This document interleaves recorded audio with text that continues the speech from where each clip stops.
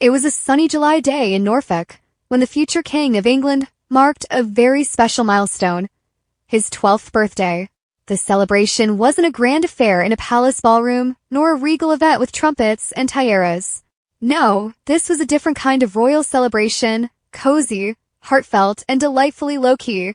Prince George, firstborn of the Prince and Princess of Wales, spent his birthday surrounded by the people who know him best and love him most.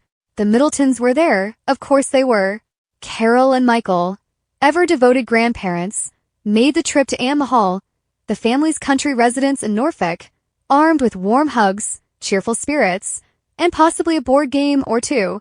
It's no secret that George shares a particularly sweet bond with his maternal grandparents.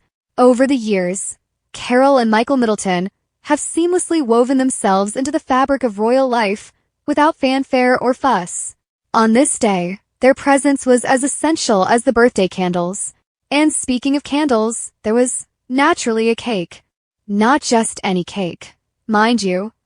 This was a handcrafted confection made lovingly by none other than Catherine, Princess of Wales.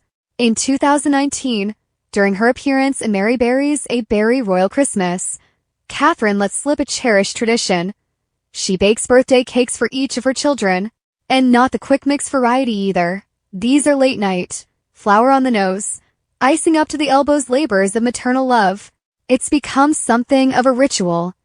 A Palisade once noted with a smile. She insists on doing it herself, even if it means staying up until midnight. So there she was, whisking and stirring the night before, pouring her heart into every layer. Perhaps Prince Louis lent a helping hand by licking the spoon, or maybe Princess Charlotte offered her critique on frosting color. Either way, when George awoke on the morning of July 22nd, the kitchen smelled of vanilla and celebration.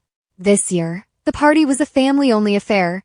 No photographers lurking in the bushes, no ceremonial toasts or stuffy speeches.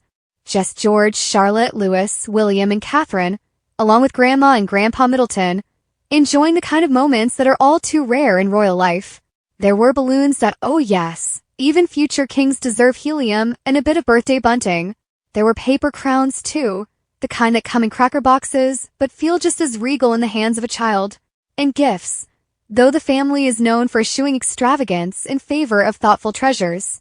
Carol reportedly gifted George a classic leather-bound copy of The Wind in the Willows, while Michael introduced him to the age-old joy of a chess set passed down through generations. He's a clever lad. One family friend remarked, quite strategic, might give his father a run for his money. William, for his part, was seen chuckling with his son over a game of cards, possibly a round of Uno, if previous family snapshots are anything to go by. In fact, when Catherine filmed her touching chemotherapy update video at Anne Hall earlier this year, eagle-eyed fans spotted Carol and Michael mid-card game in the background, a warm reminder of their supportive role behind the palace gates. As the day unfolded, laughter echoed through the halls, and perhaps a few crumbs from that lovingly made cake made their way onto the royal carpeting. But no one minded. After all, birthdays are meant for joy. Later in the day, it's believed the family took a walk through the Norfolk countryside, with Prince George leading the way, pointing out squirrels and wildflowers to his younger siblings. The trio, close as peas in a pod, share not only a bond of blood, but of shared adventures and stories whispered under covers after lights out. When asked last year what he wanted to be when he grew up, George reportedly gave a mischievous grin and said, "I might want to be a pilot, or maybe an astronaut, or maybe I'll just be king." And while the path before him is filled with expectation, there's also a sense that his parents are giving him room to dream, to shape his royal destiny with a boy's wonder and curiosity. There has been much speculation about where Prince George will attend school next. With his final year at Lambeth School approaching, the question lingers, Eton or elsewhere. Marlborough, Catherine's alma mater, has been floated, so have Highgate and University College School in London. Yet recent whispers suggest that Eton College, the storied institution where his father, Prince William, studied, may indeed be the chosen path.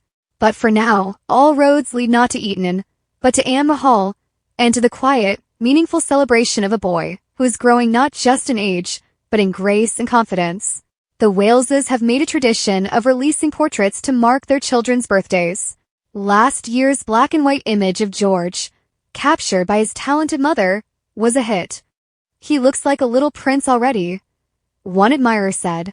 Whether they share a new photo this year or not, one thing is certain. Prince George is stepping into his own, guided by the quiet strength of a family that has chosen love over spectacle, connection over ceremony. As twilight settled over Norfolk, candles flickered, laughter lingered, and a boy turned 12, surrounded by cake crumbs, countryside breezes, and the unmistakable warmth of home. Happy birthday, Prince George. Long may you play and reign, one day, with the same heart that beats so brightly on this very special day.